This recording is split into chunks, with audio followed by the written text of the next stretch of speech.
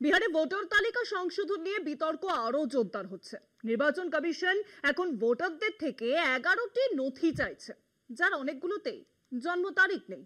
2003 সালে যে voter list সংশোধন করা হয়েছিল, যার কথা কমিশন বারবার বলছে, সেই পুরনো তালিকা সংশোধনের কোনো নথি কিন্তু কমিশন কোর্টকে দেখাতেই পারেনি।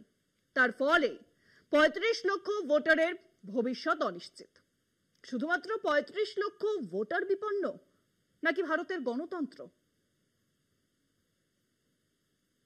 বিহারে আসন্ন বিধানসভা নির্বাচনের আগে ভোটার তালিকা নিয়ে শুরু হয়েছে বিতর্ক। নির্বাচন কমিশন বিহারে বিশেষ নিবিড় সংশোধনে কাজ করছে।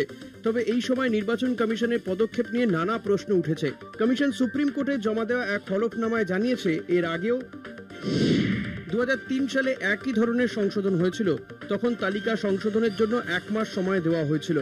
কিন্তু কমিশনের হলফনামায় 2003 সালের সংশ্লিষ্ট নির্দেশিকা বা সময়সূচি বিস্তারিত কিছুই উল্লেখ করা হয়নি। এমনকি সেই নির্দেশিকা কমিশনের ওয়েবসাইটেও পাওয়া যাচ্ছে না। 2003 সালে মাত্র 4টি নথি চাওয়া হলেও এবারের সংশোধনে ভোটারদের থেকে 11 ধরনের নথি চাওয়া হয়েছে। এর মধ্যে 5টি নথিতে জন্মস্থান বা জন্ম তারিখের উল্লেখ নেই। অথচ ভোটার তালিকায় নাম তুলতে এই তথ্য অত্যন্ত গুরুত্বপূর্ণ। 2003 সালে সংশোধনের পুরো প্রক্রিয়া 6 মাসে শেষ হয়েছিল, কিন্তু এবারের ক্ষেত্রে মাত্র 3 মাসের মধ্যে সবকিছু শেষ করার পরিকল্পনা রয়েছে। ফলে বিরোধীরা বলছেন, কমিশন এই কাজটি খুব তাড়াহুড়ো করে করছে। হলফনামায় কমিশন জানিয়েছে, বিহারে বর্তমানে 7.9 কোটি ভোটার রয়েছেন। এর মধ্যে 1.1 কোটি মানুষ মারা গেছেন এবং 70 লক্ষ মানুষ অন্য রাজ্যে চলে গেছেন। এমন দাবি উঠলেও কমিশন এই তথ্য মানেনি। তাদের মতে সংশোধন শেষ হলে প্রকৃত সংখ্যা জানা যাবে। সবচেয়ে বিতর্কিত পদক্ষেপ হলো, নিখোঁজ ভোটারদের এখন চিরতরে স্থানান্তরিত ক্যাটাগরির সঙ্গে এক করে দেওয়া হয়েছে।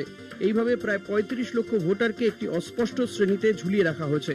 এইসব নিয়ে এসআইআর নিয়ে বিহারে কমিশনের স্বচ্ছতা ও উদ্দেশ্য নিয়ে প্রশ্ন উঠছে। কলকাতা টিভি।